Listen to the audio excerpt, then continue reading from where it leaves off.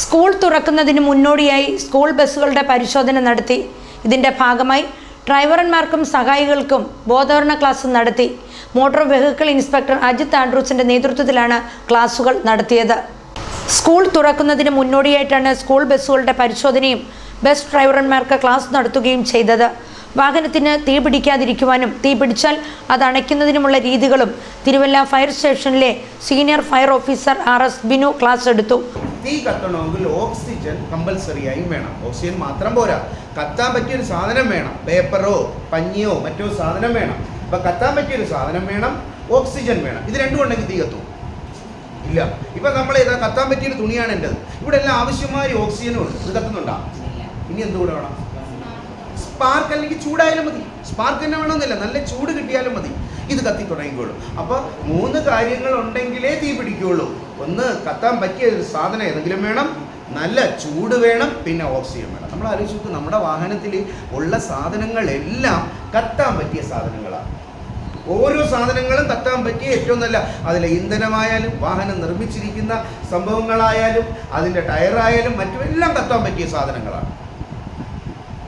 Oxygen ആവശ്യമായും ഉണ്ട്, ഒരു സംശയവുമില്ല.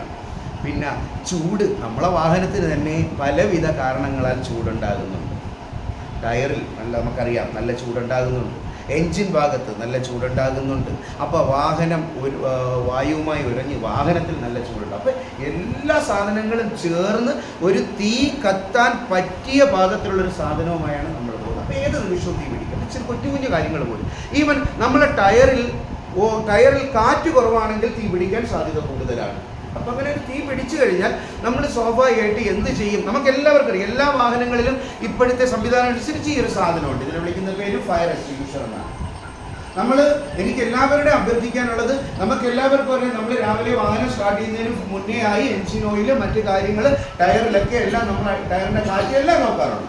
വളരെ കൃത്യമായിട്ട് എനിക്ക് അതിനൊക്കെ വളരെ നന്ദി ഇതുകൊണ്ട്. നമ്മളൊരു പ്രൈവറ്റ് വണ്ടി ഓടിക്കുന്നത് പോലെ അല്ല നമ്മൾ ഇത് ചെയ്യുന്നത്. പക്ഷേ ഈ കാര്യം കൂടെ അതെല്ലാം നോക്കുന്നതിനോടൊപ്പം ഇതും കൂടെ ഉപയോഗിക്കണം. ഇത് മാത്രം മേടിച്ച് വെച്ചിട്ട് കാര്യമില്ല. ഇതിൻ്റെ അകത്തൊരു ഇതുണ്ട്, ഇതിൻ്റെ പ്രഷർ ഗേജ് ഉണ്ട്. അത് ഈ നീഡിൽ പച്ച അതിൽ നിൽക്കുകയാണെങ്കിൽ മാത്രമേ ഇത് ഉപയോഗിക്കൂ. തുടർന്ന് സ്കൂൾ ബസ് എങ്ങനെ ഓടിക്കണമെന്നും എന്തെല്ലാം മുൻകരുതൽ ബസ് ഓടിക്കുമ്പോൾ എടുക്കണമെന്ന കാര്യത്തിൽ Mallappally motor vehicle inspector Ajith Andrews class എടുത്തു. സ്കൂൾ മേഖലയിൽ എല്ലാ വാഹനങ്ങൾക്കും, സ്കൂൾ ബസ് നല്ല എല്ലാ വണ്ടികൾക്കും 30 സ്പീഡ്. അല്ലാത്ത ഭാഗങ്ങളിൽ സ്കൂൾ ബസ്സിന് മാക്സിമം 50. അതിന് മുകളിലേക്ക് പോകാൻ നമുക്ക് അനുവാദമില്ല. അപ്പോൾ നിങ്ങളുടെ സ്പീഡ് ഗവർണർ എത്രയ്ക്കായിരിക്കും സെറ്റ് ചെയ്തിരിക്കുന്നത്? 50 സെറ്റ് ചെയ്തിരിക്കുക. അത് നിങ്ങൾ ഓടിച്ച് നോക്കുക. 50 മുകളിൽ പോകുന്നത് തീർച്ചയായിട്ടും അത് കമ്പനിക്കാരെ അറിയിച്ചിട്ട് സെറ്റ് ചെയ്യണം.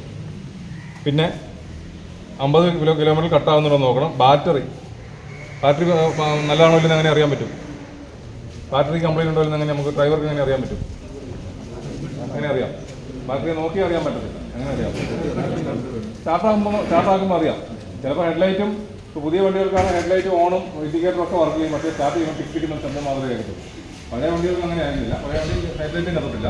പുതിയ മോഡൽ വണ്ടികൾക്ക് ഹെഡ്ലൈറ്റ് കത്തും, ഇൻഡിക്കേറ്റർ കത്തും, ഓൺ ഒഴിയും. അപ്പോൾ നമ്മൾ വിചാരിക്കും ബാറ്ററി ഓക്കെയാണ്. പക്ഷേ സ്റ്റാർട്ട് ചെയ്യുമ്പോൾ ടിക്കിക്കുന്ന റിലേ പിടിക്കുന്ന ശബ്ദം മാത്രമേ കേൾക്കുന്നുള്ളൂ. തീർച്ചയായിട്ടും ബാറ്ററി കംപ്ലൈൻ്റ് ആണ്. അപ്പോൾ ബാറ്ററിയുടെ കാര്യം നിങ്ങൾ നോക്കുക. പിന്നെ ഫ്യൂസ് അറിയാമോ? ഫ്യൂസ് കണ്ടിട്ടുണ്ടോ? മിക്കതും ഇരുമ്പ് കമ്പി ഇട്ട് കെട്ടി വെച്ചേക്കുവാണ്.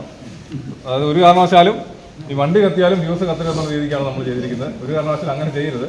ഈ ഫ്യൂസ് ഇല്ലാത്തതാണ് പലപ്പോഴും വണ്ടികൾക്ക് ഇപ്പോൾ അദ്ദേഹം പറഞ്ഞ തീ പിടിക്കാനുള്ള കാരണം ഫ്യൂസ് എന്ന് പറഞ്ഞ പേരിൽ തന്നെ ഉരുകി പോകാൻ വേണ്ടിയുള്ള സാധനമാണ്. അപ്പോൾ വണ്ടിക്കകത്ത് എവിടെയെങ്കിലും ഷോർട്ട് സർക്യൂട്ട് എന്തെങ്കിലും പ്രശ്നം ഉണ്ടായി കഴിഞ്ഞാൽ അവിടെ ഉരുകി കഴിഞ്ഞാൽ പിന്നെ പവർ സപ്ലൈ വരത്തില്ല, ഇലക്ട്രിക് സപ്ലൈ വരത്തില്ല. തീ അങ്ങനെ കറണ്ട് കൊണ്ടുള്ള തീ പിടുത്തം ഉണ്ടാകത്തില്ല. അതിനുവേണ്ടിയാണ് ഫ്യൂസ്. നമ്മുടെ വീട്ടിലെ ഇലക്ട്രിക് ഫ്യൂസ് തന്നെ നമ്മുടെ വീടുകളിൽ ഉപയോഗിക്കുന്ന ഫ്യൂസിന് അതേ ഉപയോഗം തന്നെയാണ് ഈ വണ്ടിയിലെ ഫ്യൂസിനും.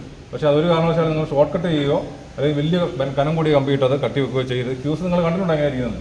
ഒരു ക്യാപ്സൂൾ പോലെ ഇരിക്കും. മുകളിലും താഴെ 2 സ്റ്റീലിൻ്റെ 2 പീസ് കാണും, നടുക്ക് ഒരു ഗ്ലാസ് കാണും. അതിനകത്ത് ചെറിയ തലമുടി പോലത്തെ ഒരു കമ്പിയായിരിക്കും. ഇതാണ് ശരിക്കുള്ള ഫ്യൂസ്. ആ ഫ്യൂസ് ഉണ്ടെങ്കിലേ നമുക്ക് അതുകൊണ്ടുള്ള പ്രയോജനം കിട്ടുള്ളൂ. മിക്ക വണ്ടികളിലും അത് ഊരി കളഞ്ഞിട്ട് ചെമ്പ് കമ്പി വെച്ച് ഷോർട്ട് ചെയ്യും. അങ്ങനെ ഒരു കാരണവശാലും ചെയ്യരുത്. Mallappally CMS high school head master WJ Varghese, fire force home guard Sajimon എന്നിവർ പ്രസംഗിച്ചു. തുടർന്ന് മോട്ടോർ വെഹിക്കിൾ ഇൻസ്പെക്ടർമാരായ Ajith Andrews, Sugu SR, assistant motor vehicle ഇൻസ്പെക്ടർമാരായ ഗോപി കൃഷ്ണൻ, സുനിൽകുമാർ എന്നിവരുടെ നേതൃത്വത്തിൽ സ്കൂൾ ബസ്സുകൾ പരിശോധന നടത്തി. സ്കൂൾ വർഷം ആരംഭിക്കുന്നതിന് മുന്നോടിയായിട്ടുള്ള സ്കൂൾ ബസ്സുകളുടെ സുരക്ഷാ പരിശോധനയാണ്. ഇതിൽ വണ്ടികളുടെ ഫിറ്റ്നസ് പൊതുവേ ഉള്ളത്, പിന്നെ സുരക്ഷാ ഉപകരണങ്ങളുടെ ലഭ്യത, ഡ്രൈവർമാർക്കുള്ള പരിശീലനം, ഇതെല്ലാം കൂടെയാണ് നമ്മളിന്ന് സംഘടിപ്പിച്ചിരിക്കുന്നത്. അതിൻ്റെ ഭാഗമായിട്ട് തിരുവല്ല ഫയർ സ്റ്റേഷനിൽ നിന്നുള്ള ഉദ്യോഗസ്ഥർ വന്നിട്ട് അപ്പോൾ ഈ സ്കൂൾ വാഹനങ്ങളടക്കം വാഹനങ്ങൾക്ക് വഴിയിൽ ഓട്ടത്തിനിടയ്ക്ക് തീ പിടിക്കുന്ന സംഭവങ്ങൾ ധാരാളം വരുന്നുണ്ട്. അപ്പോൾ അത് ആ സാഹചര്യങ്ങളെ എങ്ങനെ കൈകാര്യം ചെയ്യണം എന്നുള്ളൊരു പരിശീലനത്തിന് വേണ്ടി ഫയർഫോഴ്സിൽ നിന്നുള്ള ഉദ്യോഗസ്ഥർ വന്ന് അവർ ഡെമോൺസ്ട്രേഷൻ അടക്കമുള്ള കാര്യങ്ങൾ കാണിച്ചു കൊടുത്തിട്ടുണ്ട്. പിന്നെ നമുക്കിപ്പോൾ മല്ലപ്പള്ളി താലൂക്കിലെ പരമാവധി സ്കൂൾ ബസ്സുകളിൽ നിന്ന് വന്നിട്ടുണ്ട്. വാഹനങ്ങൾ പരിശോധിക്കാം, അതിൻ്റെ എന്തെങ്കിലും പോരായ്മകളുണ്ടാകും വാഹനങ്ങൾ കറക്റ്റ് ചെയ്യാൻ വേണ്ടിയുള്ള സമയം കൊടുക്കും. സ്കൂൾ തുറക്കുന്നതിന് മുമ്പായിട്ട് അത് ശരിയാക്കി കാണിക്കുക. 92 വാഹനങ്ങളാണ് ഇവർ പരിശോധിച്ചത്. ഇതിൽ 18 ബസ്സുകൾക്ക് പോരായ്മ കണ്ടെത്തുകയും ചെയ്തു. ഇങ്ങനെ കണ്ടെത്തിയ വാഹനങ്ങൾ പോരായ്മകൾ പരിഹരിച്ച് വീണ്ടും ഹാജരാക്കാൻ നിർദ്ദേശിക്കുകയും ചെയ്തു. മല്ലപ്പള്ളി ജോയിന്റ് RTO മുരളീധരൻ ഇളയത്തിൻ്റെ നിർദ്ദേശപ്രകാരമാണ് പരിശോധനകളും ബോധവൽക്കരണ ക്ലാസുകളും നടന്നത്.